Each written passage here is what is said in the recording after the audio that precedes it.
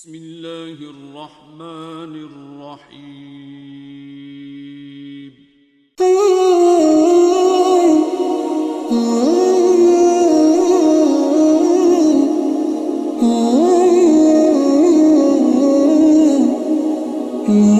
الصلاة والسلام علیک یا رسول اللہ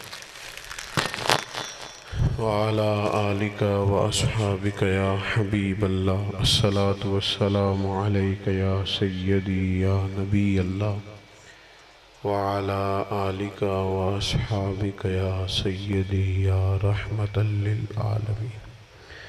حمد و صلاة کے بعد چونکہ ہم ایک تعلیمی ادارے میں حاضر ہیں، اللہ تبارک و تعالی نے نبی کریم صلی اللہ تعالی علیہ وسلم پر جو پہلی وحی نازل فرمائی، حالات بڑے سخت گھمبیر تھے، کفر تھا، شرک تھا، عورتوں پر، غلاموں پر ظلم تھا، شدید ترین اور مشکل ترین حالات تھے، اور صدیاں بیت گئی تھیں، زمین کا آسمان سے رابطہ ہوئے، تو جو پہلی وحی نازل ہوئی ہے آپ بظاہر اس کو دیکھیں تو نہ تو وہ ظاہری طور پر توحید کی بات کرتی ہے، نہ عورتوں کے حقوق پر مشتمل ہے، نہ ظاہری صورت میں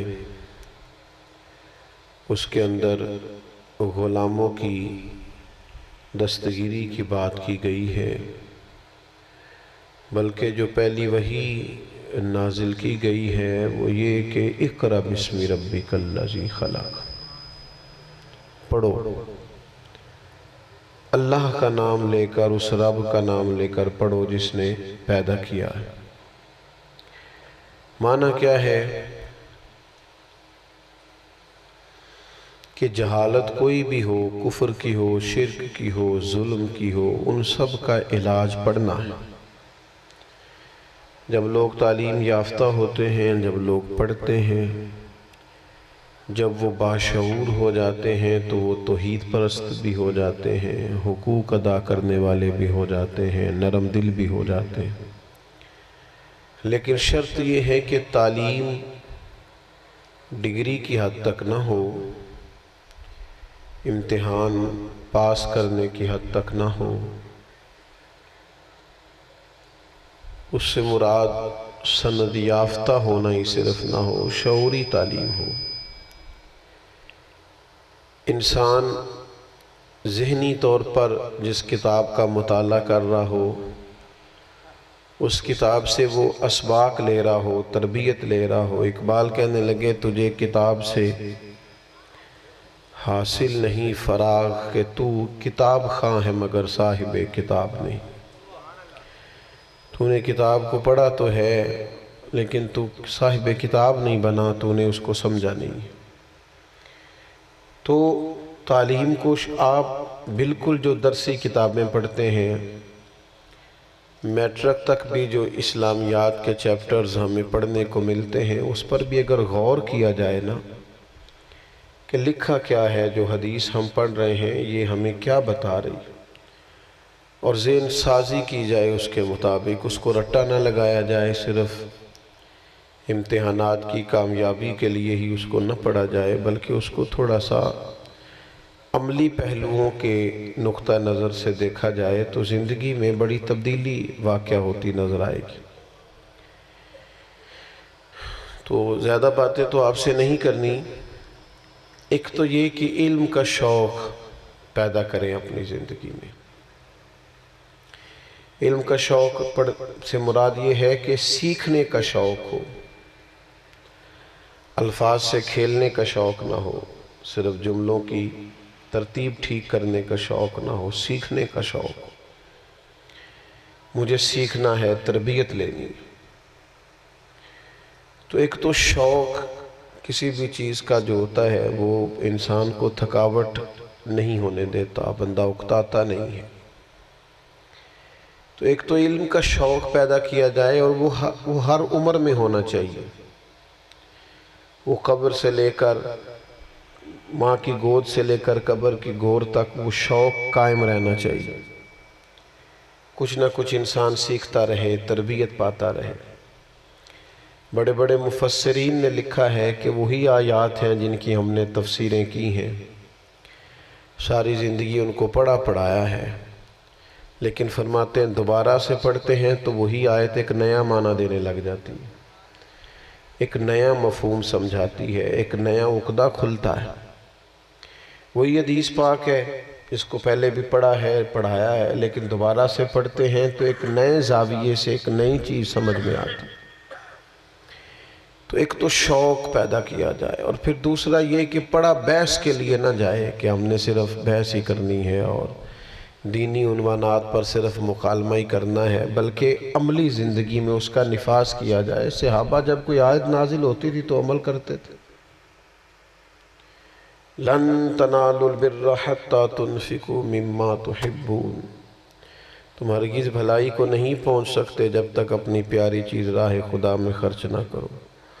تو آیت نازل ہونے کے بعد وہ سارے سبحان اللہ کہہ کے گھر نہیں گئے، بلکہ جسے گھوڑا پیارا تھا اس نے گھوڑا لا کے خرچ کیا، جسے باغ پیارا تھا اس نے باغ لا کے پیش کیا، جس شخص کو شکر سے پیار تھا وہ شکر بانٹنے لگا۔ تو آیت آئی ہے تو وہ تو عمل کے لیے آئی۔ مجھے ایک طالب علم کہنے لگا کہ مطالعہ کیسے کرنا چاہیے، میں نے کہا بس مطالعہ صرف جمعہ پڑھانے کے لیے نہیں کرنا چاہیے، سمجھنے کے لیے کرنا چاہیے، باشعور ہونے کے لیے کتابیں پڑھیں۔ ہم صرف سنانے کے لیے پڑھتے ہیں تو علم بڑا غیور ہے۔ دوسری بات یہ ہے کہ کوشش کی جائے کہ عملی زندگی میں اپنے علم کو نافذ کیا جائے۔ ہم اپنا شعور اپنے اوپر نافذ کرنے میں ناکام ہیں۔ جس چیز کی ہم سمجھ رکھتے اس کے مطابق اپنے آپ کو ڈھالنے میں ناکام ہیں۔ ہمیں پتہ ہے بڑی چیزوں کا، حلال حرام کی تمیز کے لیے پی ایچ ڈی کرنے کی ضرورت تو نہیں ہے، وہ تو بندے کو ویسے ہی پتہ ہوتا ہے یہ میرے لیے حلال ہے، یہ میرے لیے، بس اس کو نافذ کرنا ہے، اپنے اوپر نافذ کرنا ہے، نافذ نہیں کرتے۔ بہت سارے لوگ دیکھیں ہیں زندگی میں بڑی شاندار باتیں کرتے ہیں، زبردست گفتگو ہے، ان کے پاس بیٹھے تو ان سے سیاںا بندہ ہی کوئی نہیں۔ نماز کا ان سے پوچھو تو وہ کہتے ہیں دعا کریں میں نمازی بن جاؤں۔ تو بھئی شعور کا مطلب کیا لیا آپ نے؟ اگر 5 وقتہ نماز کی بھی توفیق حاصل نہیں ہے تو اتنی باتوں کا معنی کیا ہے؟ اتنے لمبے چوڑے فلسفے آپ بیان کرتے ہیں اور یہ ہے کہ فرائض تک دور ہیں۔ تو عملی زندگی میں نافذ کیا جائے۔ تیسری بات،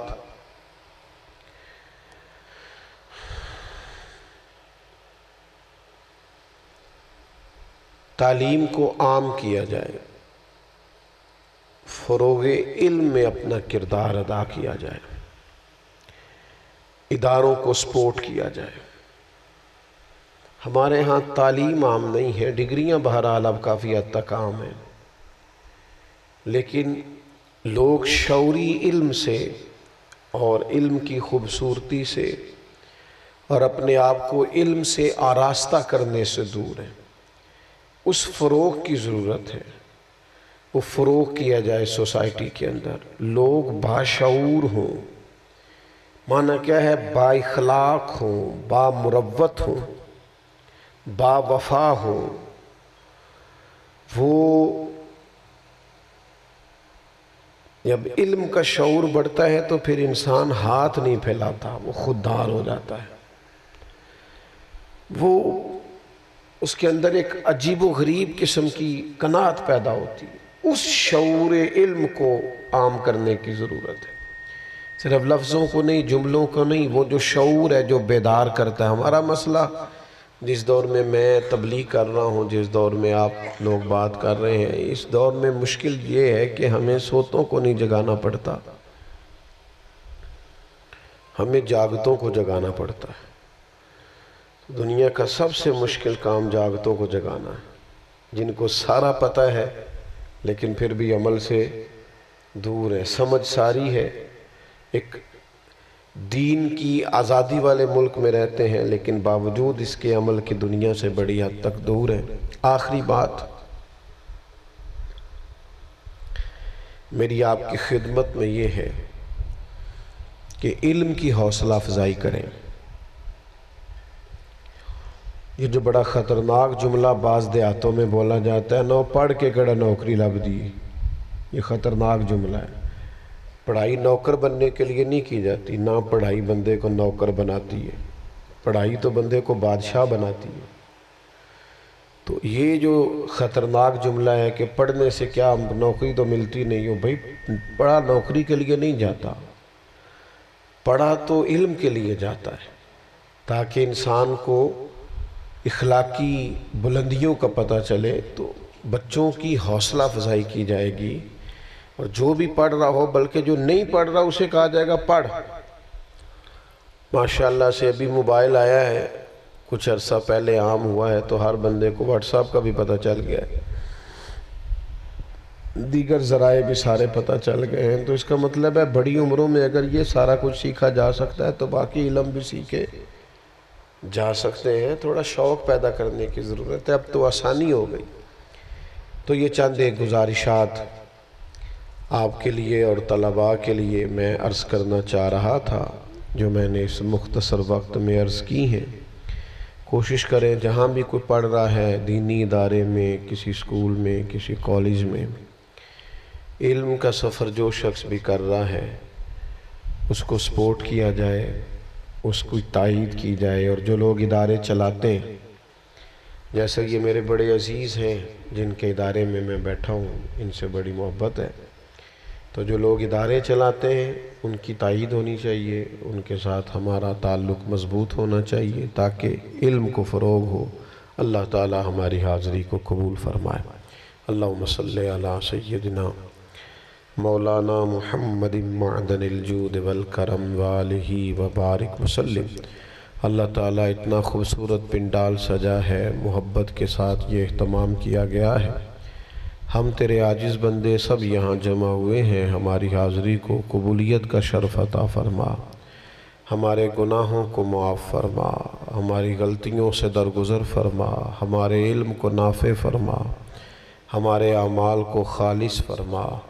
اللہ تعالی ہماری دنیا اور آخرت میں مدد فرما، پردہ پوشی فرما، عالم اسلام کے حق میں رحمت والے فیصلے فرما، پاکستان پر نگاہ لطف و عنایت فرما، اس ادارے کو ہمیشہ قائم دائم فرما، اس میں جتنے لوگ معاون ہیں، جتنے پڑھانے والے ہیں، جتنے پڑھنے والے ہیں، سب کو برکات عطا فرما۔